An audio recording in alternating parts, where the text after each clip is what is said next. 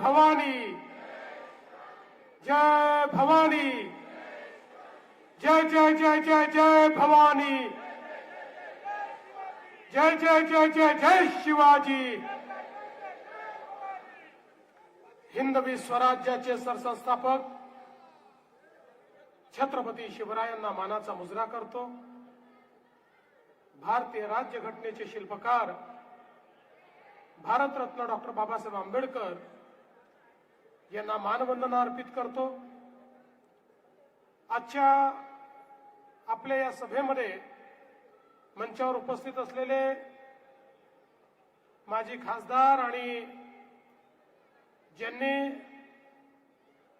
या देशामध्ये सर्वात मोठा बर्थ सर्टिफिकेटचा घोटाळा उघडून अनेक देशद्रोह्यांना कामी लावलं ते किरीटभाई सोमय्या, आपले दुसरे माजी खासदार मनोज कोटकजी, आपले माजी अध्यक्ष प्रकाश मेहताजी, या ठिकाणी आलेले श्री प्रदीप कुमार सिंग सांसद बिहार, आपल्या या भागाचे डॅशिंग आणि दयावान आमदार राम कदमजी, आपले लोकप्रिय आमदार मीर कोटेचाजी, आपले लोकप्रिय आमदार परागभाई शहा, दीपक दळवीजी, चंद्रकांत मालकरजी, भावेश भानुशालीजी, युवराज मोरेजी, लाल यादवजी, दीपक खांडेजी, पूनमताई बोराटे, संतोष गांजले, मनोहर शिंदे,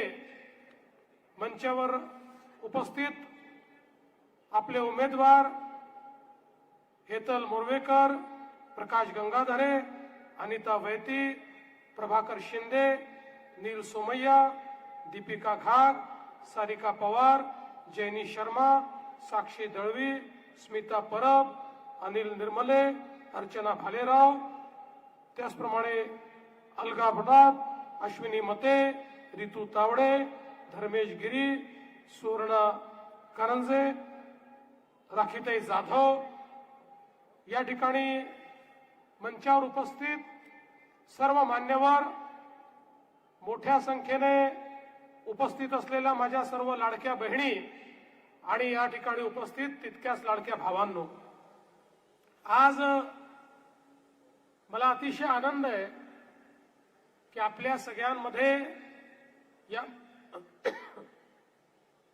भाषण करून करून थोडा घसा बसलाय।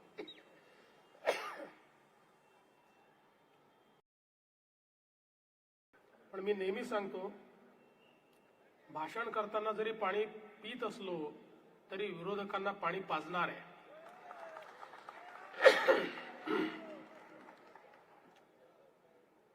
आपल्या सगळ्यांमध्ये या ठिकाणी उपस्थित असताना मला अतिशय आनंद होतोय। खरं म्हणजे 15 तारखेची जी निवडणूक आहे, ही निवडणूक अत्यंत महत्वाची निवडणूक आहे। या मुंबई शहरामध्ये गेल्या 10 वर्षात माननीय मोदीजींच्या नेतृत्वात आपण केलेलं जे परिवर्तन आहे, त्या परिवर्तनाला आशीर्वाद देणारी ही निवडणूक आहे। खऱ्या अर्थानं मुंबईच्या अस्मितेची, मुंबईच्या सुरक्षिततेची, मुंबईच्या विकासाची, मुंबईकरांना त्यांचं स्वतःचं सरकार देणारी, त्यांच्या महानगरपालिकेत त्यांचं ऐकणारं, त्यांच्याकरता झटणारं, त्यांच्या आशा आकांक्षा पूर्ण करणारं अशा प्रकारचं एक सरकार, अशा प्रकारची महानगरपालिका आणि अशा प्रकारचा मेयर देणारी खऱ्या अर्थानं ही निवडणूक आहे। मग अशी किरीटभाई सांगत होते कशा प्रकारे या मुंबईमध्ये काही लोकांनी आपला विचार सोडून काम करणं सुरू केलं। मी कालच सांगितलं, आतापर्यंत उबाठावाले रस्त्याचा घोटाळा करत होते, बॉडी बॅगचा घोटाळा करत होते, रेमडेसिवीरचा घोटाळा करत होते, मिठी नदीचा घोटाळा करत होते, शौचालयाचा घोटाळा करत होते, गाळाचा घोटाळा करत होते, कचऱ्याचा घोटाळा करत होते। पण आता गेल्या 3, 4, 5 वर्षापासून आमच्या उद्धव ठाकरेंनी हिंदुत्वाचाही घोटाळा सुरू केलेला आहे. आता ज्या प्रकारच्या शक्ती जवळ करण्याचं काम हे करतायत, बंधू भगिनींनो, कुठेतरी मुंबईकरांना विचार करण्याची गरज आहे. शेवटी हिंदू हृदय सम्राट शिवसेना प्रमुखांनी या मुंबईमध्ये हिंदुत्व स्वीकारलं. याचं कारण या मुंबईमध्ये ज्यावेळी अनेक गुंड प्रवृत्तीचे लोक एक प्रकारे मुंबईवर कब्जा करायचा प्रयत्न करत होते आणि या ठिकाणी काही धार्मिक शक्ती त्यांना ज्यावेळी मदत करत होत्या, त्यावेळी हिंदुत्वाचा हुंकार भरण्याचं काम शिवसेना आणि भाजप युतीनं केलं होतं. पण आज आश्चर्य काय बघा, तेच आमचे उद्धव ठाकरेजी आता छत्रपती संभाजीनगरमध्ये रशीद मामूला पार्टीमध्ये घेतात. जो रशीद मामू त्या ठिकाणी पाकिस्तानचा झेंडा लावणाऱ्यांसोबत नेतृत्व करतो, जो भारत विरोधी नारे देणाऱ्यांचं नेतृत्व करतो, त्या रशीद मामूला या ठिकाणी पक्षामध्ये घेणारे. आणि म्हणून मी सांगितलं, आता ज्यांनी रंग बदललेला आहे, हे अंगावर जरी भगवं वस्त्र दाखवत असले तरी आता हे भगवे राहिलेले नाहीत. हे आपल्या सगळ्यांना लक्षात घेतलं पाहिजे. आणि म्हणून खऱ्या अर्थानं एक सुरक्षित मुंबई तयार करण्याचा प्रयत्न आम्ही करतोय. मला सांगितलं पाहिजे, या मुंबईमध्ये शिरलेले जे बांगलादेशी आहेत, गेल्या 1 वर्षामध्ये या देशामध्ये सर्वाधिक जास्त बांगलादेशी मुंबईमधनं शोधून आम्ही बांगलादेशमध्ये परत पाठवण्याचं काम हे मोदीजींच्या नेतृत्वात केलंय. आणि पुढच्या काळामध्ये एक बांगलादेशी शोधून काढू आणि त्याला बांगलादेशमध्ये परत पाठवू. कारण हीच मंडळी आहे जी या मुंबईमध्ये खऱ्या अर्थानं मुंबईला असुरक्षित करते. बंधू भगिनींनो, आता या ठिकाणी आम्ही एकही घुसखोर राहू देणार नाही. पण बघा, काही लोकांची अवस्था कशी झाली. काल 2 बंधू नाशिकला गेले होते. नाशिकला गेल्यानंतर तिथे मुंबईवर भाषण केलं.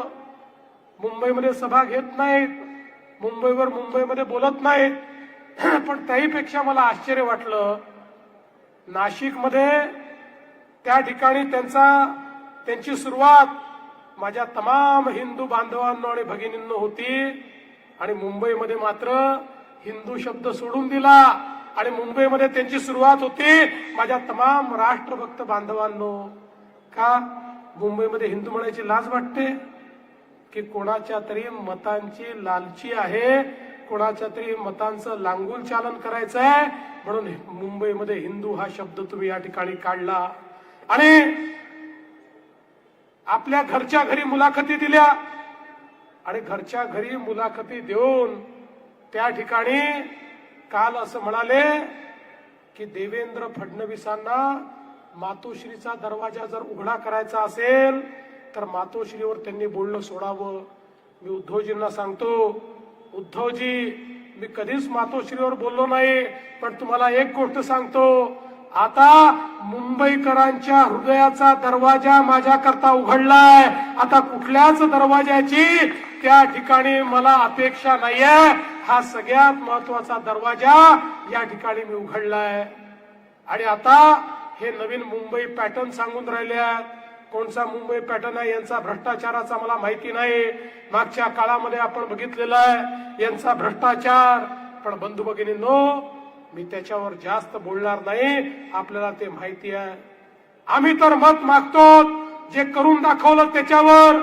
अरे 25 वर्ष या मुंबईवर ज्यांनी राज्य केलं त्यांना जेव्हा आम्ही प्रश्न विचारतो, तुम्ही केलेलं एक काम, एक मोठं काम, आयकॉनिक काम दाखवा, एकही काम ते दाखवू शकत नाही. मी तर त्यांना चॅलेंज दिला. मी सांगितलं की तुम्ही विकासावर एक भाषण करून दाखवा, मी 1000 रुपये देईन. माझे 1000 रुपये वाचले. मग मी माझा प्राइज मनी वाढवला. म्हणलं 2000 रुपये देईन, तरी ते विकासावर बोलत नाही. काल मी सांगितलं 3000 रुपये देईन.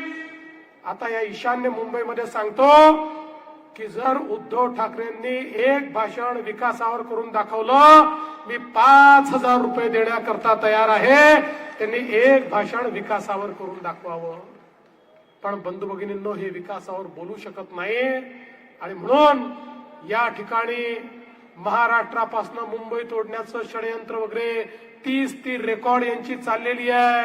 अरे कधीतरी रेकॉर्ड बदला, आता ती घासलेली आहे. तुमची स्क्रिप्ट लिहिणारा बदला, तोही घासलेला आहे.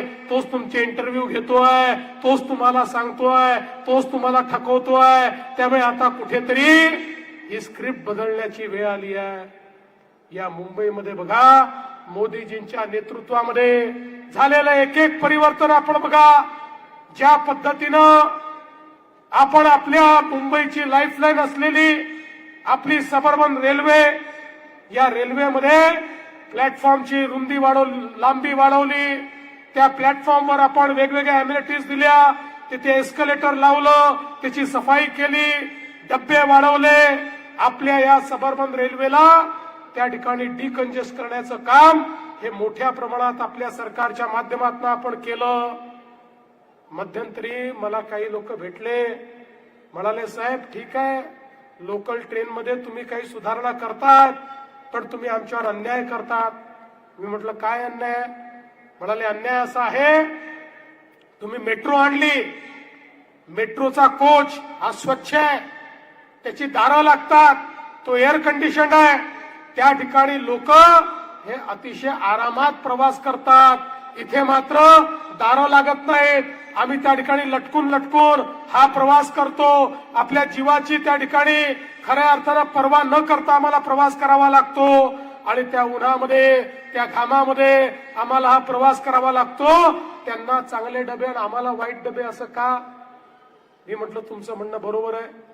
मी दिल्लीला मोदीजींची आणि त्यांच्या माध्यमातून आपले जे अश्विनी वैष्णव साहेब आहेत, रेल्वे मिनिस्टर, यांच्याशी चर्चा केली आणि आम्ही ठरवलं 50% केंद्र सरकारचे, 50% महाराष्ट्र सरकारचे.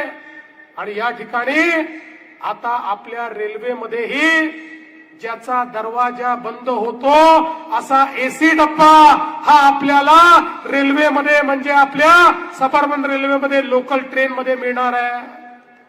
याच्यावर टाळ्या वाजवू नका, टाळ्या पुढच्या याच्यावर वाजवा. लोकल ट्रेनचे सगळे डबे एसी होतील, पण त्याचं तिकीट सेकंड क्लासच्या आजच्या तिकिटापेक्षा 1 रुपया देखील वाढणार नाही.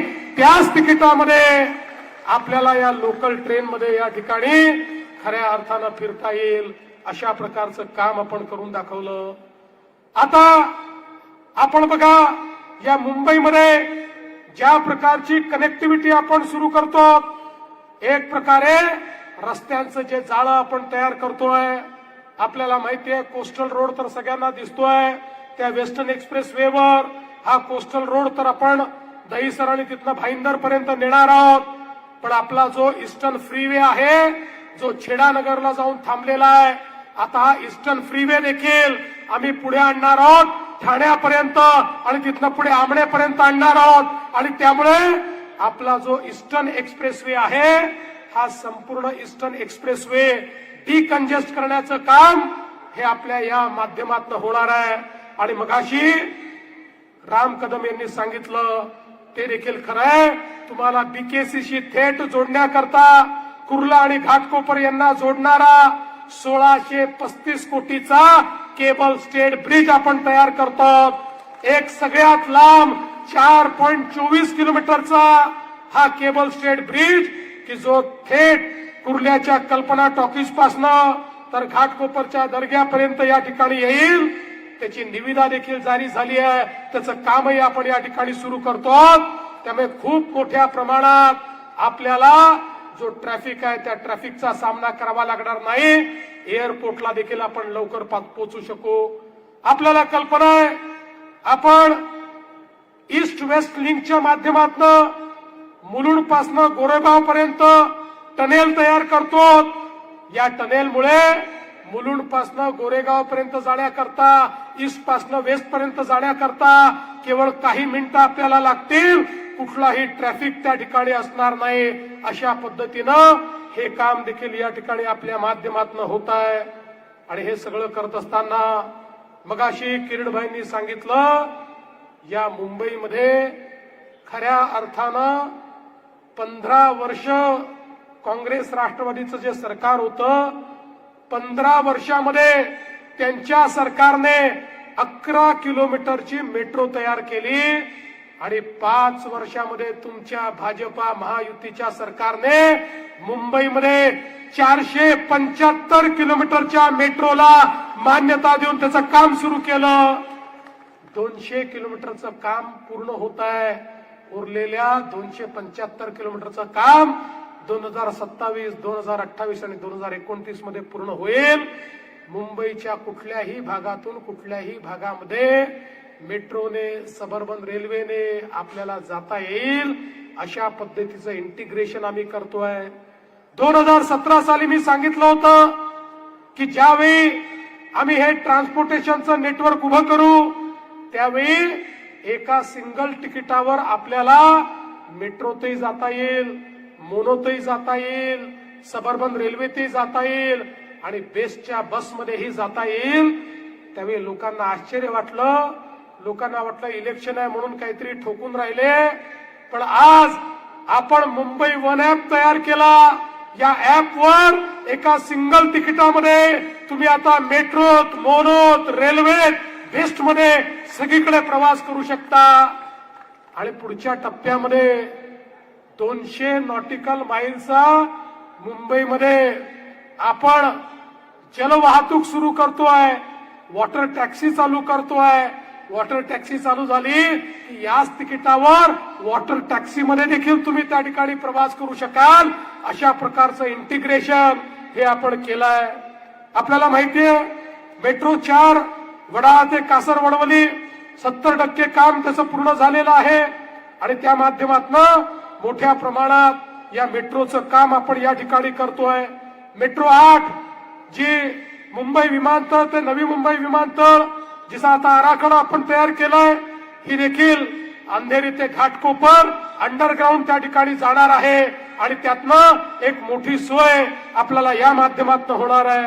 मेट्रो 2 ही जरी प्रत्यक्षात इथनं जात नसली तरी ती मेट्रो 1 ला कनेक्ट करेल आणि यातनं आपला हा जो सगळा एरिया आहे, या एरियाला संपूर्ण मुंबईतलं जे मेट्रो नेटवर्क आहे त्याची कनेक्टिव्हिटी ही आपण या ठिकाणी देणार आहोत. बंधू भगिनींनो, आज जर आपण विचार केला तर या मेट्रोच्या माध्यमातून मुंबईकरांचं जीवन हे गतिमान करण्याचं काम आपण केलेलं आहे.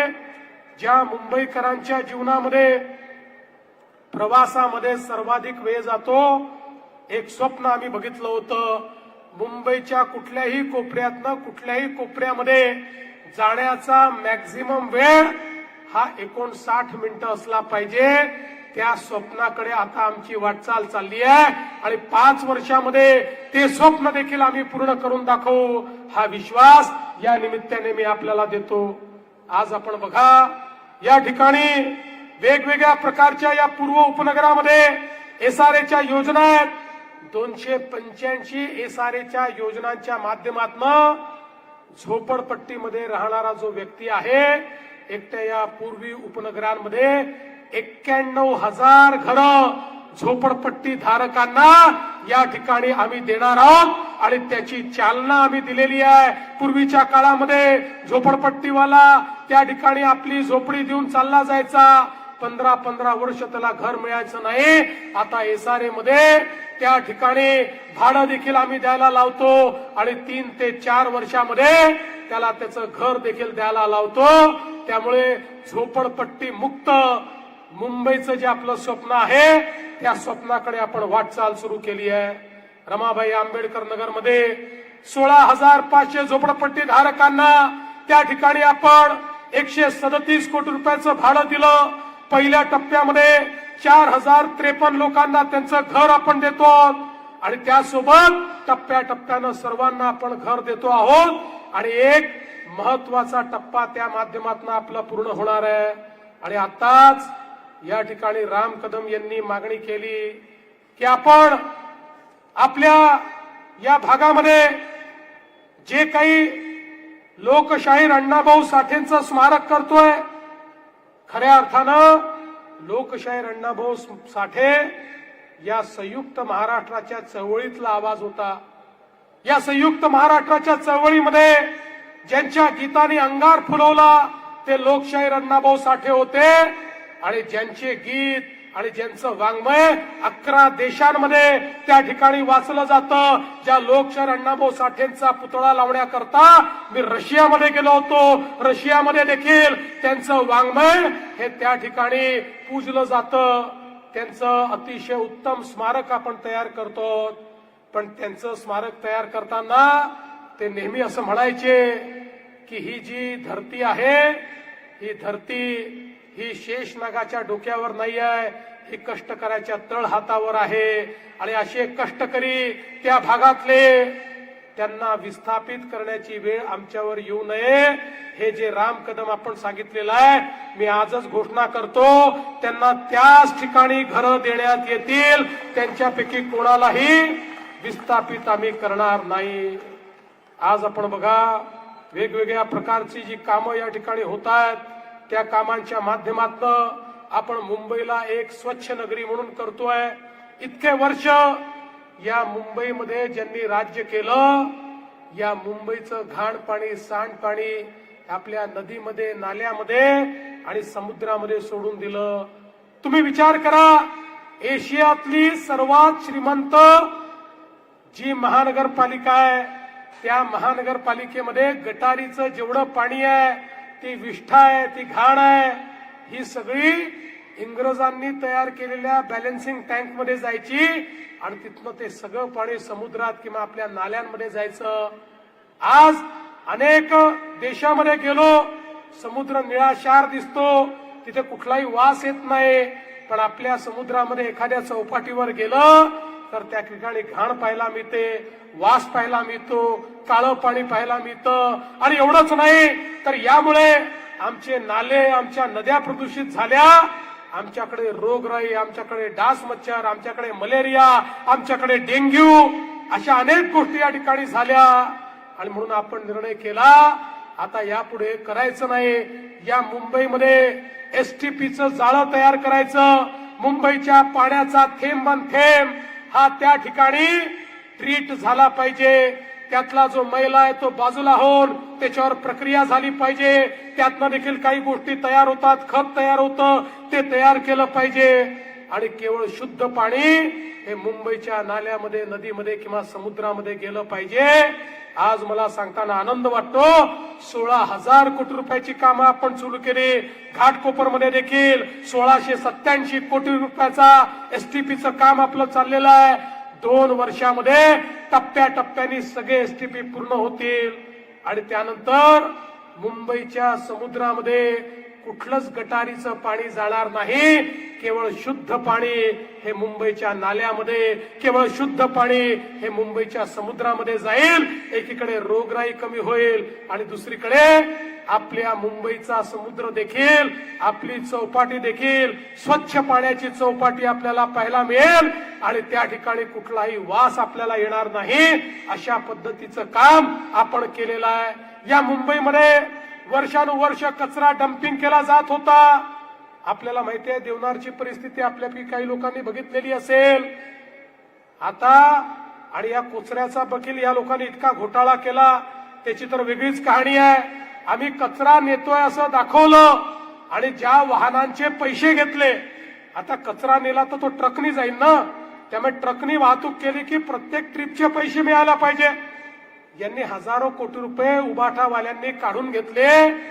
आणि नंतर ज्यावेळेस मी चौकशी केली त्यावेळी असं लक्षात आलं, जे नंबर दिले होते ते ऑटो रिक्षाचे होते, ते स्कूटरचे होते, ते मोटरसायकलचे होते. म्हणजे शेकडो टन कचरा ऑटो रिक्षाने यांनी त्या ठिकाणी नेल्याचं दाखवलं आणि सगळे पैसे खाऊन टाकले. आणि म्हणून मी म्हणतो, यांची नीती कशी आहे बघा. कचरा खाणारे देखील हे लोक आहेत, कचऱ्यात पैसा खाणारे लोक आहेत. पण आता त्या कचऱ्यावर पूर्ण प्रक्रिया करून त्या ठिकाणी जो काही कचरा पडलेला आहे जुना 20, 30, 40 वर्षाचा, त्या सगळ्या लिगसी वेस्टवर कारवाई करून त्या ठिकाणी कॅपिंग करून त्या ठिकाणी बायोमायनिंग करून चांगल्या पद्धतीनं सगळी जागा रिक्लेम आम्ही करणार आहोत। आणि हा जो सगळा कचरा आहे याच्यावर शास्त्रशुद्ध पद्धतीनं त्या ठिकाणी त्याची विल्हेवाट लावत या कचऱ्यापासून वीज निर्मिती आम्ही करायचा निर्णय घेतलेला आहे, जेणेकरून कचरा जो आहे तो विजेमध्ये रूपांतरित होईल, आपलं प्रदूषणही संपेल आणि स्वच्छ अशा प्रकारची वीज आपल्याला मिळेल। हे देखील या मुंबईच्या पर्यावरणामध्ये एक प्रकारे पर्यावरण चांगलं करण्याकरता आपले प्रयत्न चालले आहेत। आपण बघा, मुंबईमध्ये आपण सीसीटीव्हीचं नेटवर्क लावलं, वर्षानुवर्षे सांगायचे मुंबईमध्ये आम्ही सीसीटीव्हीचं नेटवर्क लावू, हे मुंबईत सीसीटीव्हीचं नेटवर्क लावू शकले नाही। आज मुंबई पूर्ण सर्व्हिलन्स खाली आम्ही आणली आणि सर्व्हिलन्स खाली आणल्यानंतर आता आम्ही आर्टिफिशियल इंटेलिजन्सचा उपयोग केलाय। आता कोणी जर या ठिकाणी क्राईम केला त्याचा फेस देखील डिटेक्ट करू शकतो, त्याच्या गाडीचा नंबर देखील डिटेक्ट करू शकतो। त्यामुळे या मुंबईला सेफ करण्याचा आमचा प्रयत्न आहे आणि त्यासोबत या मुंबईमध्ये एक प्रकारे जे लोक वेगवेगळ्या पद्धतीनं क्रिमिनल ऍक्टिव्हिटी करतात, ड्रग्जचा धंदा करतात, या सगळ्यांना जेरबंद करून एक स्वच्छ मुंबई आणि एक सेफ मुंबई तयार करण्याचा आमचा प्रयत्न आहे। मी बंधू भगिनींनो, तुम्हाला एवढीच विनंती करण्याकरता या ठिकाणी आलो आहे। आम्ही काय केलंय ते तुम्ही बघितलेलं आहे। खऱ्या अर्थानं केलेलं काम हीच आमची गॅरंटी आहे। आम्ही करून दाखवलं आणि मग तुमच्याकडे आलो।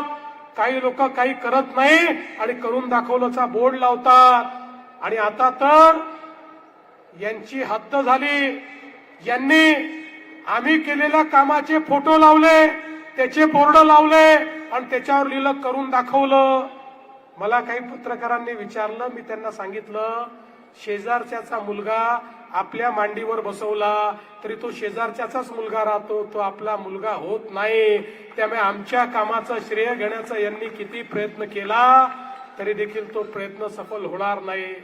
म्हणून बंधू भगिनींनो, 15 तारखेला आपल्या सर्वांना विनंती करतो, पुढच्या 5 वर्षामध्ये हे मुंबई आम्ही बदलणार आहोत। पुढच्या 5 वर्षामध्ये मुंबईकरांना ईज ऑफ लिव्हिंग आम्ही देणार आहोत। पुढच्या 5 वर्षामध्ये मुंबईतल्या मराठी माणसाला घर देण्याचं जे स्वप्न होतं ते स्वप्न आम्ही पूर्ण करणार आहोत। मुंबईतल्या प्रत्येक व्यक्तीला अफोर्डेबल हाऊसिंग आम्ही देणार आहोत। मुंबईमध्ये परवडणारी घरं आम्ही तयार करणार आहोत। मुंबईमध्ये रिडेव्हलपमेंट आणि सेल्फ रिडेव्हलपमेंटच्या माध्यमातून प्रत्येकाचं मोठ्या घराचं स्वप्न आम्ही पूर्ण करणार आहोत। इसारेच्या माध्यमातून सामान्यातल्या सामान्य माणसाला त्या ठिकाणी आम्ही घर देणार आहोत। आणि बंधू भगिनींनो, जे आम्ही बोलतो ते करतो हे आपल्या सगळ्यांना माहिती आहे। मागच्या विधानसभेच्या निवडणुकीमध्ये ज्यावेळी प्रचंड बहुमत आम्हाला मिळालं, त्यानंतर काही लोक म्हणायला लागले आता यांना इतकं बहुमत मिळालं, आता हे पहिलं काम करतील, लाडकी बहीण योजना बंद करतील। पण आम्ही लाडकी बहीण योजना बंद केली नाही। 1 वर्षापेक्षा जास्त काळ झाला लाडकी बहीण योजना सुरूच आहे आणि जोपर्यंत लाडक्या बहिणींचा देवाभाऊ मुख्यमंत्री आहे तोपर्यंत लाडकी बहीण योजना ही सुरूच राहणार आहे। पण आता आपल्याला मोदीजींनी सांगितलंय लाडक्या बहिणींना लाडकी बहीण ठेवायचं नाही, आता लाडक्या बहिणींना लखपती दीदी करायचं आहे। पुढच्या काळामध्ये आता लाडक्या बहिणींना आम्ही लखपती दीदी करणार आहोत। महाराष्ट्रामध्ये 50 लाख लाडक्या बहिणी या लखपती दीदी झाल्यात। पुढच्या 4 महिन्यात 1 कोटीपर्यंत आकडा जाणार आहे। त्यामुळे आता या महानगरपालिकेच्या माध्यमातून आमच्या लाडक्या बहिणींना देखील या मुंबईमध्ये लखपती दीदी करून त्यांच्या माध्यमातून आपल्या अर्थव्यवस्थेला बळकट करण्याचं काम आम्हाला करायचं आहे। आणि म्हणून आम्ही या ठिकाणी आपल्याकडे मत मागायला आलो। या MMR रिजनला ग्रोथ हब तयार करून या MMR रिजन मध्ये 30 ते 50 लाख नोकऱ्या, रोजगाराची संधी या ठिकाणी आम्ही तयार करणार आहोत आणि त्याकरता आम्हाला तुमचं मतदान हवंय। आणि म्हणून 15 तारखेला मतदान केंद्रावर जा आणि तिथे गेल्यानंतर ज्या ठिकाणी कमळ दिसेल कमळाची बटन दाबा, एखाद्या ठिकाणी जर धनुष्यबाण असेल धनुष्यबाणाची बटन दाबा. कमळ आणि धनुष्यबाण ज्या ठिकाणी दिसेल त्या ठिकाणी त्याची बटन तुम्ही दाबा.